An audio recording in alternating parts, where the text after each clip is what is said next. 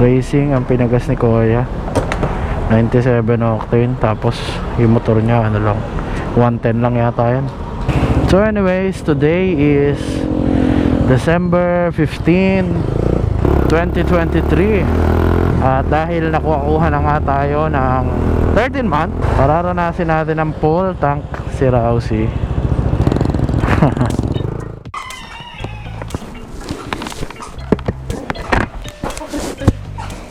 Ma.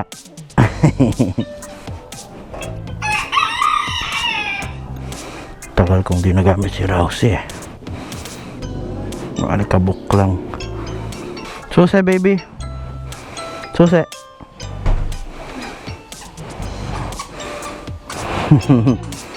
Susi. Ay, bigay tayo susi. Wow.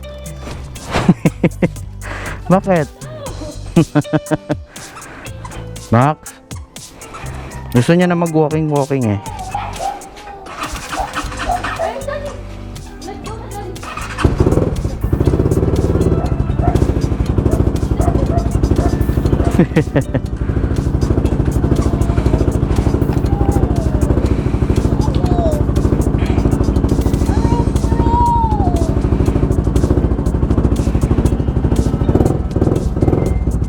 Bomba, bomba. Bilang ko lang. Bomba, sige. Bye-bye na, baby. Alis na daddy. Bye na, daddy. Bye-bye, dada. Hey.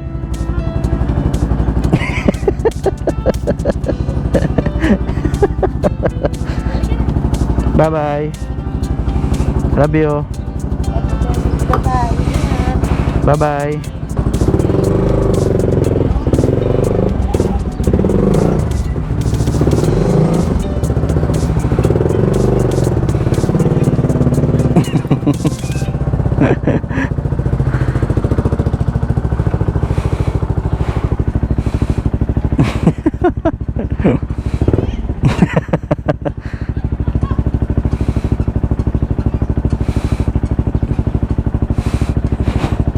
Bye-bye na, bye-bye.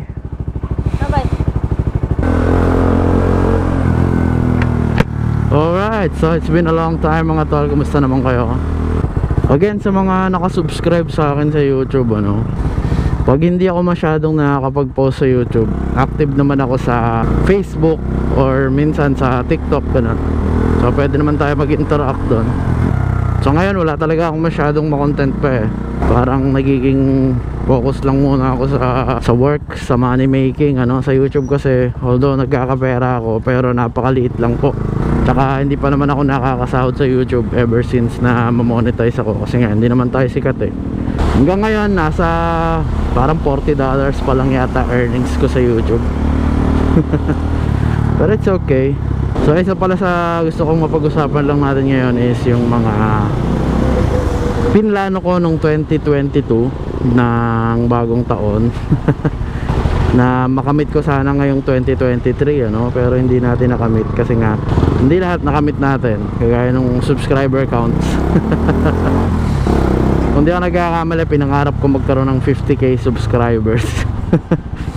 nung start ng 2023 sabi ko gagrind ako, pero dahil may baby tayo, tsaka napakarami nangyari ngayong taon na to, hindi ko naman sinisisi sa baby ko, no? Pero yun nga, hindi natin na-achieve yun dahil wala eh, not enough yung ginagawa nating content, at saka kulang pa sa sipag, ano, in terms sa content creation. Pero it's okay. Ang na-achieve ko lang yata is magkaroon ng Insta360 na hindi ko dala ngayon dahil papasok tayo sa work. Pero at least, 'di ba? Although hindi nga lang ako yung nagbili, no, niregalo sa akin ng mother ko. Pero nagkaroon tayo, 'di ba? Pag talaga, alam mo yun, yung sinasabi nga na law of attraction, i-mindset mo lang talaga na makukuha mo in any way, no? So meron pa rin tayo na-achieve sa mga tinarget natin kahit paano, and kahit paano rin naman nadagdagan pa rin naman yung mga subscribers natin, nakagawa pa rin tayo ng maraming content. nakapunta tayo sa iba't ibang mga events. So marami pa rin tayo na-achieve this 2023. Hopefully 2024 much better yung mga ma-achieve natin, ano. So target ko naman in terms sa gear sa 2024, at least makapag-upgrade ako ng Hero 10, ganun. Kasi yun yung mga mas high-end na camera eh. Ang gamit ko pa rin kasi ngayon ay Hero 4. So parang Hero 12 na nga yata yung pinaka-latest ngayon sa mga GoPro, no. Bilang motovlogger, syempre gusto ko yung makasabay din, no, sa linaw ng mga video ng mga kasabayan kong motovlogger. Angas talaga din ng Raider eh, no. Hindi lang kasi talaga bagay sa akin yan eh. Pang ano yan eh, pang payat. Itong si Rousey kasi malaki naman yung katawan niya eh. Pareho kami, no.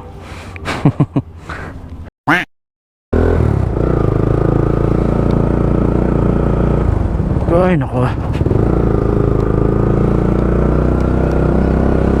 may problem ang switch.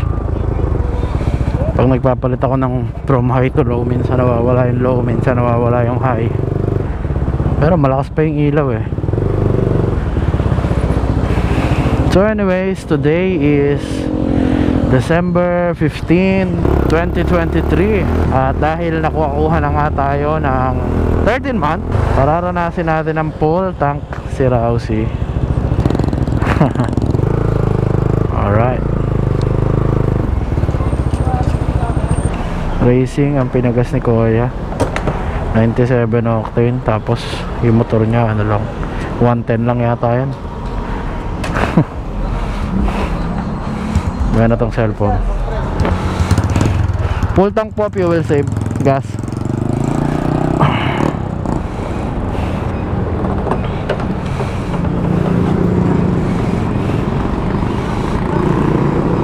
Sakto mo na lang sa ano.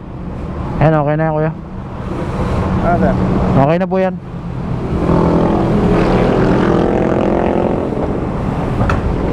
May application ako.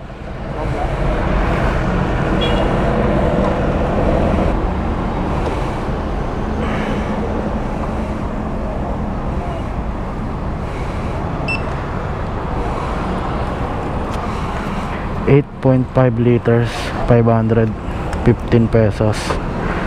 Yan ang papasko ko sa'yo, Rousey.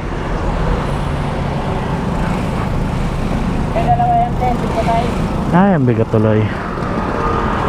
So dahil nagmura na ulit yung gasolina, no, kumbaga reasonable na yung price niya dito sa Shell.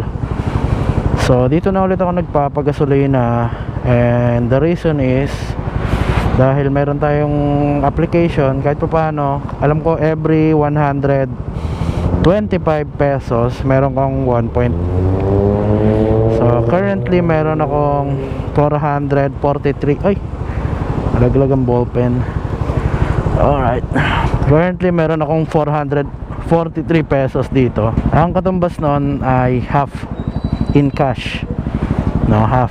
So kung may 443 points ako, nakalagay din naman dito. Ay, hirap puminga pag may balaklava.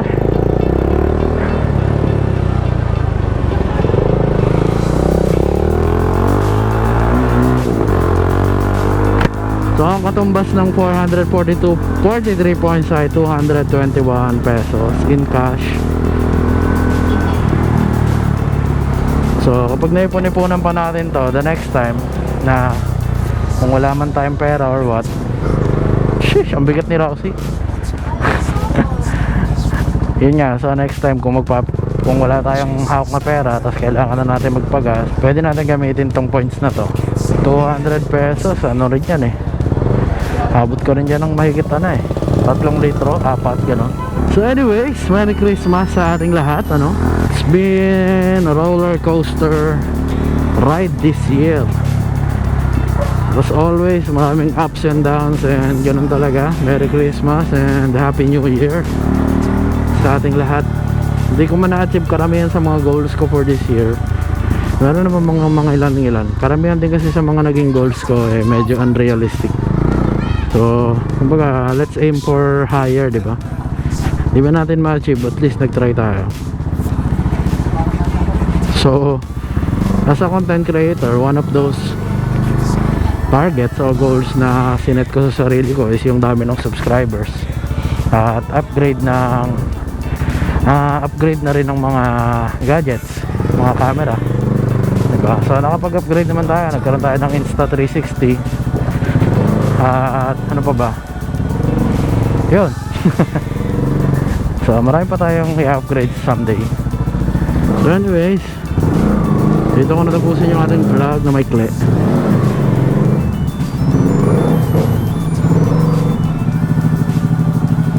More contents to come next year.